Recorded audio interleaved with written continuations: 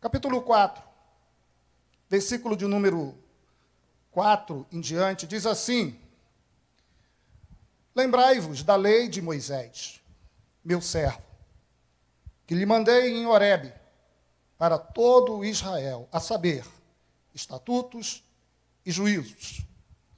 Eis que eu vos enviarei o profeta Elias, antes que venha o grande e terrível dia do Senhor. E ele converterá o coração dos pais aos filhos, e o coração dos filhos a seus pais, para que eu não venha e fira a terra com maldição. Muito bem, queridos. Livro do profeta Malaquias. Alguns vão dizer que é o último profeta do Antigo Testamento a escrever o seu documento, embora alguns críticos digam que foi o profeta Zacarias. Há uma inversão aqui, parece que há uma inversão aqui. Mas tanto Zacarias quanto Malaquias, se foi ou não o último dos escritos, eles escrevem em um período específico da história de Israel. Zacarias, Malaquias, Ageu, Neemias, Esdras, eles são autores bíblicos pós-cativeiro babilônico. Aquele momento que Israel foi retirado da sua terra, que a gente já ouviu vários pregadores falando sobre isso, por causa da desobediência a Deus, por causa da desobediência à lei de Moisés, Deus permite que a Babilônia invada a cidade de Jerusalém, invada o território do Reino do Sul. Nabucodonosor destrói o templo, que era o local que o povo de Israel achava e imaginava que nada de mal aconteceria com eles, porque eles tinham o templo, porque eles tinham a arca. Cuidado, irmãos. Cuidado com os amuletos que você acha que eles é que trazem a bênção e a graça para dentro da sua casa, para dentro da sua vida. Não é porque você tem uma Bíblia na sua casa que significa que Deus está dentro do seu lar. Não é porque você tem a sua Bíblia aberta no Salmo 91, na sua estante, na sua rec, ou no que quer que seja, que coisas ruins não chegarão na sua casa, ou signifique que você está cumprindo a vontade de Deus. Isaías, antes do cativeiro babilônico, ele já tinha alertado o povo. Jeremias também já tinha alertado. Jeremias chega a dizer o seguinte: olha, o coração de vocês está empedrecido. O coração de vocês está cauterizado. O coração de vocês não tem mais sensibilidade. Vocês não conhecem Deus. Vocês não conhecem o Senhor. Vocês não sabem quem é Deus. O coração de vocês está totalmente petrificado. Um coração de pedra não tem como ser ministrado por Deus. Talvez alguém aqui nesta noite esteja machucado, ferido, esteja chateado com o que está vivendo, com o que está passando, mas não deixe o seu coração ficar petrificado. Tenha um coração sensível, tenha um coração irrigado pela presença do Espírito Santo. Chore, ria, sorria, não perca a sensibilidade, Israel perdeu a sensibilidade. Isaías chega a dizer em dado momento ao povo o seguinte: olha, para de vir à casa de Deus, para de subir nas festas a Jerusalém, não façam mais jejum, Certo pregador de uma denominação aqui próxima, ele diz o seguinte: nesse momento Deus proíbe o jejum. E não precisa ser muito inteligente, basta saber ler. Deus vai dizer através do profeta Isaías, Deus não estava rejeitando o jejum, Deus estava rejeitando o jejum que aquele povo estava fazendo. O que eles faziam do jejum? 6 horas da manhã eles já saíam da porta de casa e gritavam para todo mundo ouvir: estou em jejum. Fazia questão de jogar cinzas na cabeça. para que todo mundo visse que eles estavam jejuando. É esse jejum que Deus não quer. Jejum é um ato de louvor a Deus, que se Ele te der, Ele é Deus, mas também se Ele não te der, você vai continuar o adorando, porque você não vai fazer barganha com Deus. O problema é que o povo queria barganhar com Deus. O povo queria barganhar. Jejum não é para barganha. Jejum é ato de adoração a Deus. As bênçãos de Deus chegam na nossa vida por graça, por misericórdia dele. Não é pelo que você faz. A salvação foi te concedida porque Jesus te ofereceu. A única coisa que você fez foi aceitar. Nossos irmãos presbiterianos vão dizer o seguinte: isso você recebeu sem mesmo você merecer. Tanto o arminianista quanto o calvinista vai para o mesmo lugar. É graça. Graça. Vai pregar o evangelho. Tanto o presbiteriano, congregacional, o metodista, o assembleano, Deus é amor universal. Se recebeu Jesus, vai para a eternidade por causa da graça de Jesus. Não é pelo que nós somos. Não é pelo que nós somos. O povo foi para o cativeiro babilônico porque havia se afastado de Deus. E quando eles voltam,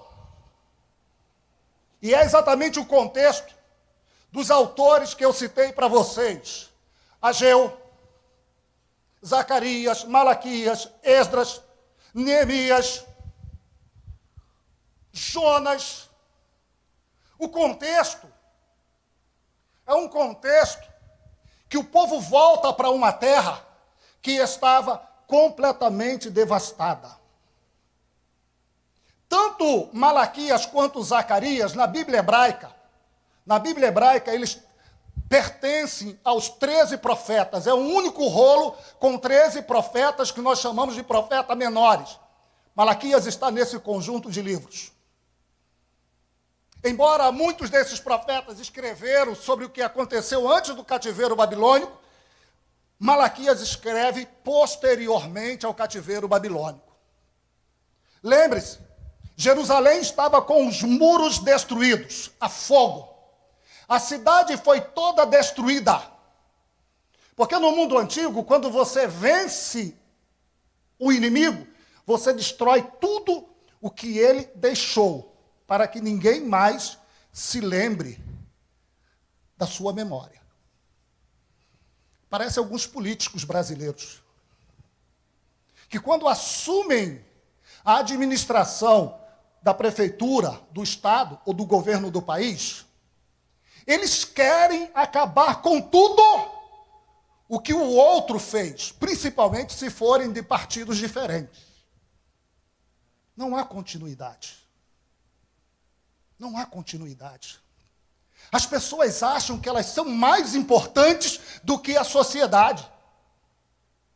As pessoas acham que elas vão viver para sempre. Homens são passageiros. Histórias são passageiras, mas Jesus permanece para todo sempre. O que nós precisamos compreender e entender é que a mudança que a nossa sociedade necessita é um conjunto de homens, seja de qual ideologia, mas um conjunto de homens que entendam que o que foi feito de bom pelo outro vai dar prosseguimento. Você que é líder numa empresa, você que é diretor numa empresa, não chegue e jogue no chão tudo que quem esteve antes de você fez. Porque não é assim. Você precisa compreender que coisas boas foram feitas antes, as coisas ruins, você muda, mas o que foi feito de bom, continue, leve à frente. O inimigo é que destrói tudo para limpar a memória de quem veio antes dele. Isso é ação do diabo, não é ação de homem de Deus. Homem de Deus não macula o nome de quem veio antes dele. A gente tem que honrar a lembrança desses homens, porque eles construíram, cada um vai colocando um tijolinho, e edifício maior de Deus vai sendo construído. Só que o inimigo vem para destruir tudo. Tudo. Passaram-se 70 anos. Cai o Império Babilônico. Vem o Império Medo-Persa. Ciro chega e diz para o povo voltar e restaurar a cidade de Jerusalém.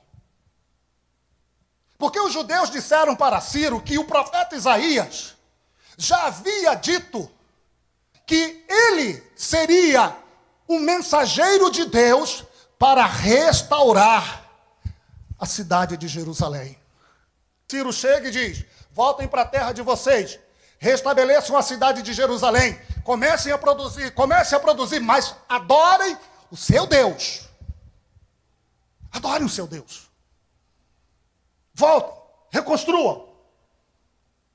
Reconstruam a cidade. Reconstruam o templo. Reconstruam a vida religiosa e espiritual. Não foi fácil para aquele povo voltar. Porque voltar não é fácil para ninguém. Recomeçar? 70 anos depois? Você precisa botar na sua mente o seguinte: eles estavam na Babilônia, capital política, capital financeira do mundo. O que tinha de novidade estava acontecendo na Babilônia. O que tinha de mais avançado na tecnologia estava na Babilônia. Os melhores produtos do mundo que você pensar em comprar no mundo tem na Babilônia. Em Jerusalém tem o quê? Nada. Escombros. Gente ignorante, não tem escola, não tem universidade. Não tem luz elétrica. Imagina você ir para um lugar que não tem nada. Você vai ter que reconstruir. Recomeçar não é fácil. Porque recomeçar demanda que você vai ter que iniciar tudo novamente. Quantos aqui passaram por isso na sua vida? Tem gente que está há 40 anos e ainda não terminou a casa. Vai morrer, vai para a eternidade, e os filhos não vão terminar de construir. Imagina se hoje você tivesse que recomeçar. Qual seria a sua atitude?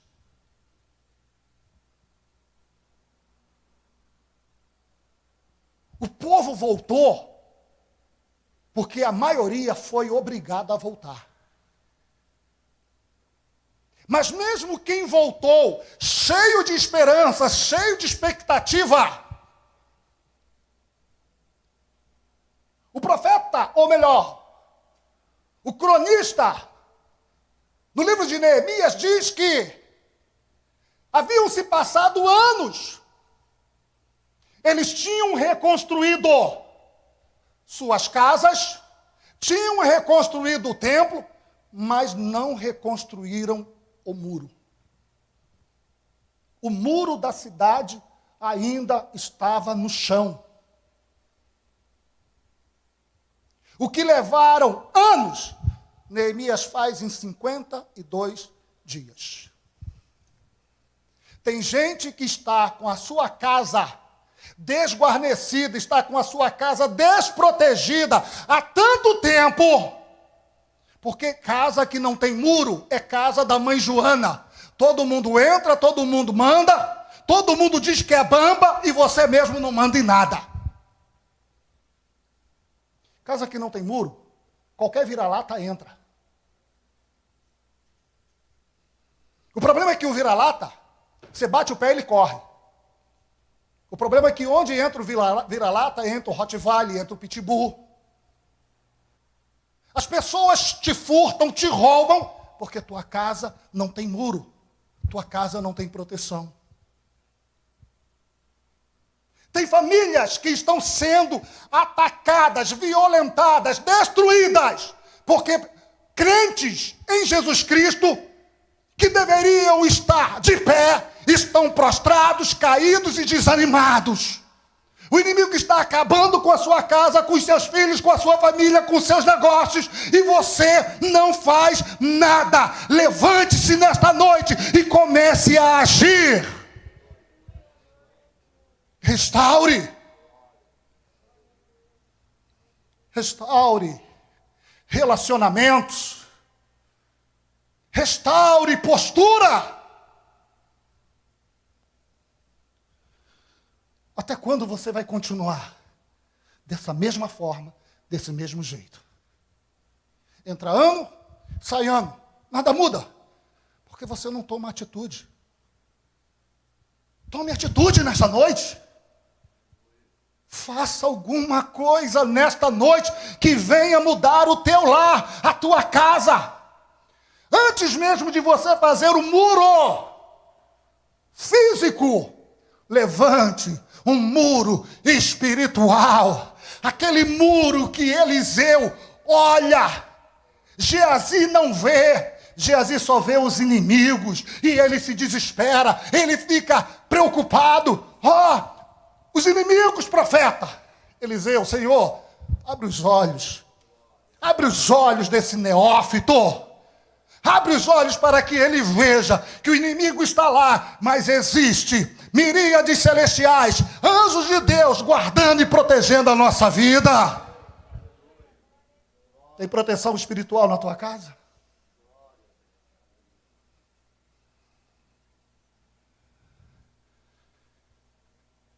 Malaquias. Tem muita gente, muito crente, que não gosta de ler Malaquias. Sabe por quê? Chuta. Por que muita gente não gosta de ler Malaquias? Porque talvez, junto com o Salmo 23, junto com o Salmo 80, com o Salmo 91, Malaquias, capítulo 3, é um dos capítulos mais lidos na história da igreja. Mais lidos. Mais explanados em muitos momentos de culto. Por quê? Porque Malaquias, além de várias repreensões, ele toca no bolso. Ele toca no bolso. Ele fala de dinheiro. Ele diz, olha, sabe por que vocês são amaldiçoados? Sabe por que nada prospera? Porque vocês não dizimam. Vocês não dizimam. Por isso é que eu fechei a janela dos céus. Por isso é que vocês plantam e não colhem. Vocês não trazem nada à minha casa. E quando trazem, traz ovelha manca, coxa, cega, doente. Essa é a oferta que vocês trazem para mim. Tenham postura, tenham atitude. Vocês dizem que me amam, mas os atos de vocês não condiz com a verdade. Vocês não dizimam. Como é que vocês querem pleitear, reclamar, cobrar alguma coisa? Vocês desobedecem a minha ordem.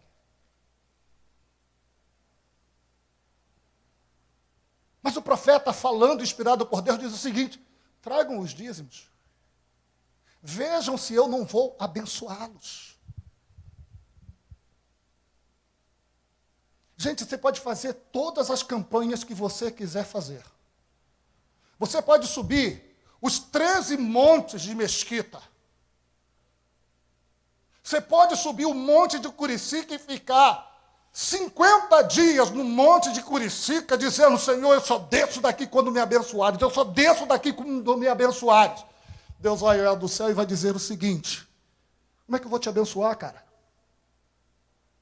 Tem gente morrendo de fome do lado da tua casa, você sabe, você não move um dedo para socorrer um necessitado.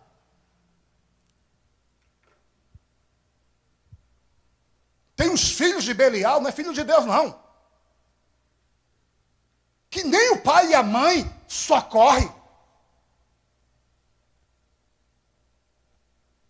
Nunca deu 10 reais para o pai ou para a mãe. Por favor, não aponte não, tá, irmãs? Seus filhos. Ah, pastor, eu ganho pouco. E daí? Teu pai era ajudante de pedreiro. Ajudante de eletricista. Ganhava um salário, descontado ainda o INSS e o sindicato. Mas empregava tudo para alimentar você e para poder prover o alimento. Que muitas vezes você reclama que não tinha roupa nova. Pastor, o que minha mãe vai fazer com 10 reais? Não sei. Mas dá. Se der para dar 20, dê 20. Se dá para dar 50, dê 50. Se der para dar 100, dê 100. Dá 200, cara. Dá 200. Começa a mudar comportamentos, atitudes.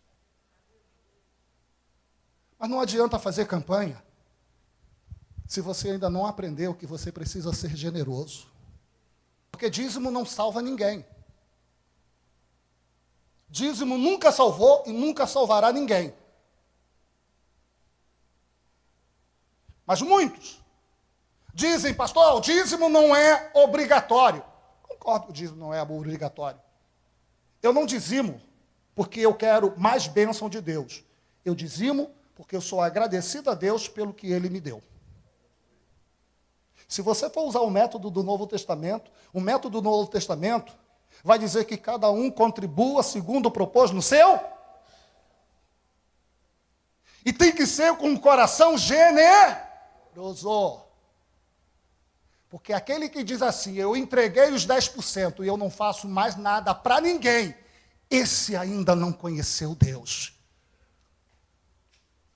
Porque não adianta nada você entregar o teu dízimo aqui e você não socorrer o pobre necessitado do lado de fora. Porque um Deus que é generoso conosco, exige que nós sejamos generosos com as pessoas. É interessante que nesse mesmo livro, leia em casa, são 4 capítulos. São 4 capítulos. Rápido. Fica com medo não.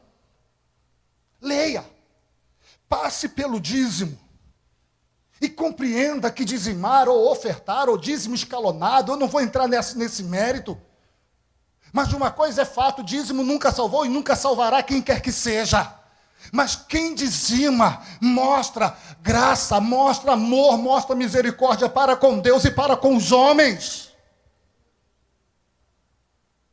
A questão, gente, é que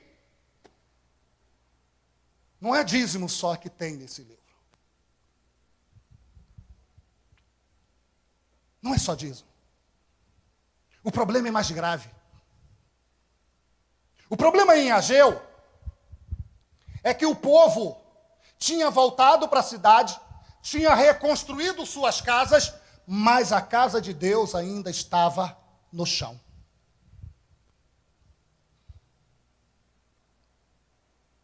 E o povo reclamava.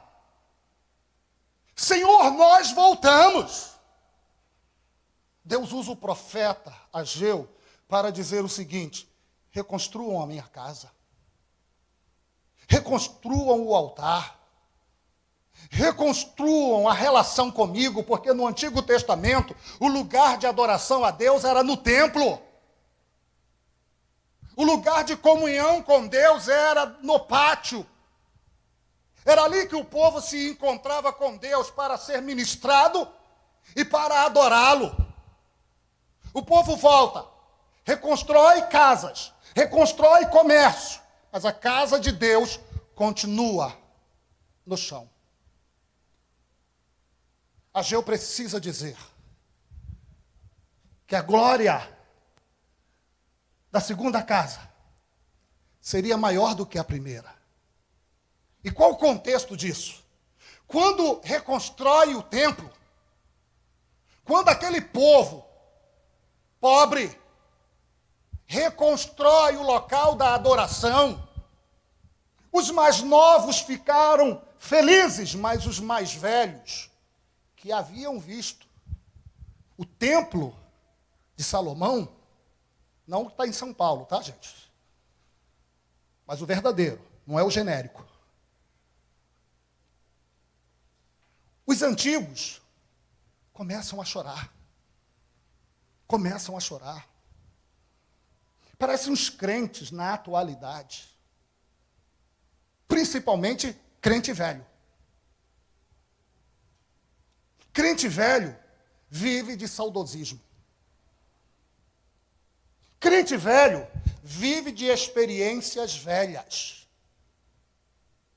Crente velho vai dizer assim: bom era a igrejinha, que era só isso aqui. Bom era aquela igrejinha de bancos feitos de caixotes de madeira do Ceasa. Aquela igreja pobrezinha, Deus operava ali. Quem foi que Deus, para operar, precisa olhar para pessoas mal vestidas? Deus, para operar, precisa de corações abertos para Ele. Tanto faz numa igreja pequena quanto numa igreja grande. A glória de Deus não é medida pelo tamanho do local. A glória de Deus é medida pela sinceridade do coração do homem. Tinha unção. A unção continua disponível no mesmo lugar. O mesmo Deus que operou no passado, Ele está operando agora. Basta você abrir o coração e você entender que precisa haver restauração na tua e na minha vida. Malaquias, Malaque, em hebraico, significa mensageiro do Senhor, mensageiro de Deus. É o significado do nome Malaquias. Sabemos pouco sobre esse profeta. Pouco mesmo. Há quem diga que talvez ele não tenha nem existido. Que esse livro foi escrito por um conjunto de cronistas e que usou essa terminologia, mensageiro de Deus. Porque é uma mensagem clara de Deus. Tá? São várias possibilidades, há várias interrogações sobre a história desse profeta. Mas a história dele não é tão importante quanto o que ele está transmitindo, ou o que ele transmitiu para a sua época e o que ele transmite para nós nesta noite, que eu quero caminhar na minha mensagem. Primeiro, o profeta é alguém que consegue entender e compreender o seu momento, o seu instante. A cidade, as casas foram reconstruídas, o templo foi reconstruído, os muros foram reconstruídos. Mas o povo reclama.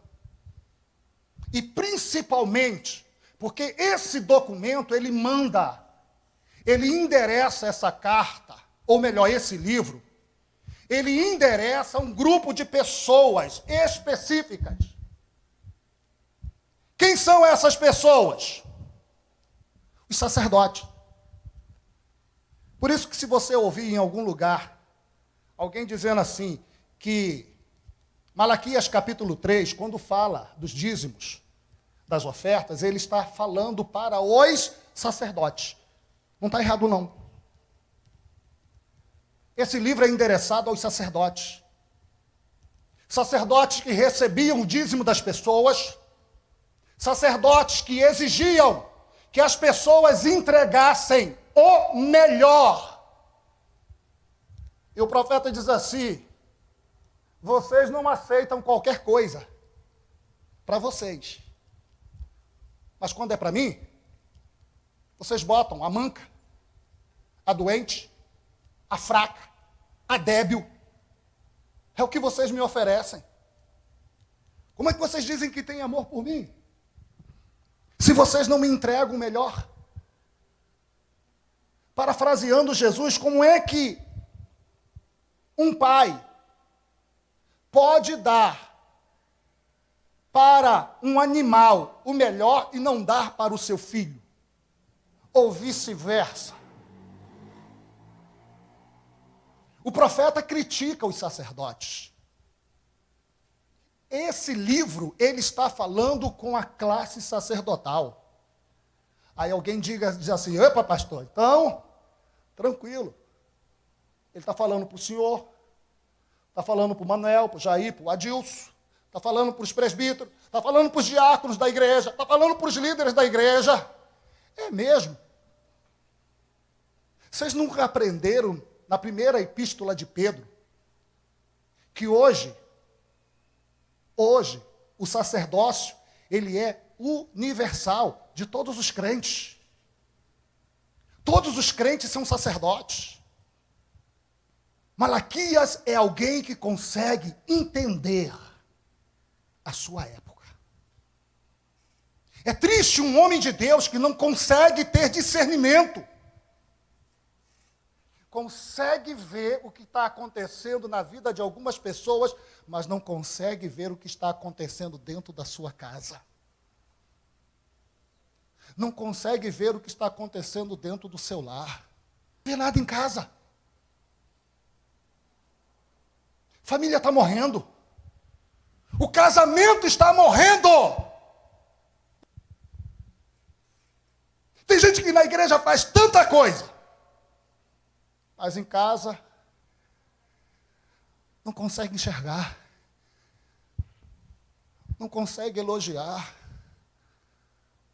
não consegue mudar atitudes. O casamento está acabando e ele não consegue perceber. Malaquias nos ensina que ele consegue discernir o que estava acontecendo. Os sacerdotes perguntavam para Deus: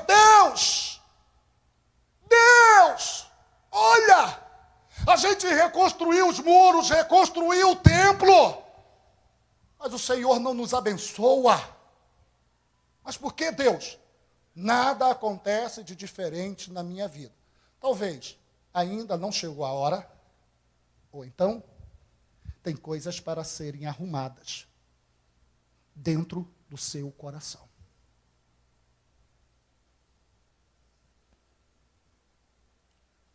Uma casa bagunçada, a primeira coisa que você tem que fazer: pastor, eu não sei por onde eu começo. Tem que começar por algum lugar, cara. Algum lugar você tem que começar.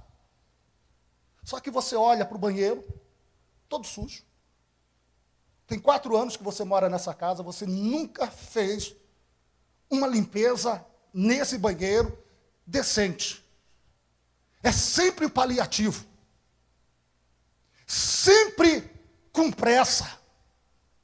Sempre em desespero. Para limpar, pergunte aos especialistas aqui presentes. Para limpar, demanda tempo. Não pode ter pressa. Tem que usar produtos adequados. Sapólio. Em alguns momentos vai ter que usar solda cáustica. Diabo verde. Não pode ter pressa. Muitas vezes você vai ter que limpar 2, 3 vezes para que fique plenamente limpo. Mas tem que começar. O problema é que às vezes a gente olha para a bagunça dentro de casa e você diz assim, deixa assim mesmo. Vão bagunçar de novo. Se vão bagunçar de novo, deixa assim. Só que onde tem sujeira, onde existe sujeira, vão surgir bactérias, vírus, insetos, e se bobear, vão aparecer roedores. E tem rato que parece que está com capeta. Porque quando você quer colocar, ele se levanta e abre aquele bocão para você, e não tem medo não. Mas só vai aparecer ratos onde há sujeira.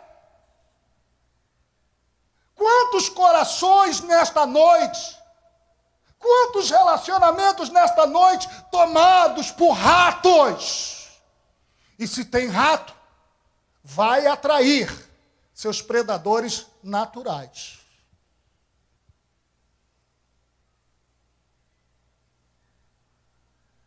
Vão aparecer cobras, vão aparecer gambás, vai aparecer. Não é fácil arrumar, mas é preciso. Começa por algum lugar. Se eu posso te dar uma dica, pega o cômodo menor. Depois que você arrumar, passa para os outros. Ou então começa pelo maior. Mas você precisa arrumar a tua casa, você precisa arrumar a tua vida, você precisa arrumar o teu casamento, você precisa arrumar a tua relação com Deus. A primeira coisa que tem que ser restaurada é a tua relação com Deus. Por isso é que eu trouxe a mensagem de Malaquias. Ele fala para sacerdotes. Ele fala para a liderança espiritual do povo. Porque se a liderança espiritual não agradava a Deus, imagina o restante do povo. Às vezes eu vejo uns meninos querendo ser pastores. Gente, pastorado é vocação, é chamado. Não é eu quero, não. Você pode querer ser engenheiro, ser advogado, ser jogador de futebol, ser motorista de ônibus, ser policial militar, ser militar. Mas pastorado é vocação, é chamado. Mas sacerdócio, você não tem escolha. Você tem que ser. Você tem que ser. Malaquias diz, restaurem a conduta de vocês. Restaurem a postura de vocês. Restaurem o relacionamento de vocês. Vocês podem ter um templo. Vocês podem ministrar nos cultos. Mas eu não estou presente. Por quê? Porque vocês não me adoram. Vocês transformaram a religião numa profissão. Vocês transformaram a vida de vocês numa aparente mentira. Vocês podem enganar as pessoas, mas vocês não enganam a mim. Malaquias consegue enxergar. E ele se levanta. E ele aponta cada erro, cada defeito. Eram pessoas que exigiam dos outros, mas não tinha vida espiritual nenhuma. Tinha sacerdote que chegava e dizia perante Deus e perante os anciãos, diante dos anciãos, e dizia o seguinte: eu repudio esta mulher. Mais ou menos comparando, estou te dando um divórcio. Por quê? Porque elas tinham ficado velhas. Essa era a desculpa. A mulher ficava velha e ele dizia o seguinte: não quero você, eu quero uma mais nova. O profeta diz: vocês estão maculando o casamento da sua mocidade. Eu concluo a minha palavra para vocês nesta noite dizendo: havia problemas sérios com os sacerdotes da época de Malaquias, porque eles estavam com a vida espiritual totalmente arruinada. Não respeitavam suas esposas, não entregavam o melhor para Deus, eles queriam receber o melhor, mas na hora de dar, eles davam qualquer coisa. Eles viviam de qualquer jeito, de qualquer maneira. Gente, o que você fizer, faz o melhor. Faz o melhor. Faz o melhor dentro da tua casa. Se você é nervosinho com a esposa, se você é nervosinha com o esposo, se você é nervosinho com o filho, procura um psiquiatra, faz um tratamento.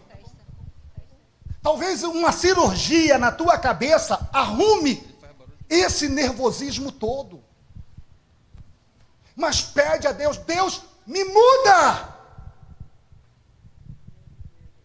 Você tem que ser o melhor marido, a melhor esposa, o melhor filho, o melhor pai, o melhor avô, a melhor avó, o melhor neto. Mas para a glória de Deus, tudo que você fizer na vida secular, no teu trabalho, na tua relação com os teus vizinhos, eu não posso acreditar que um membro da minha igreja seja a pessoa mais complicada da sua empresa ou mais complicado da rua onde ele mora.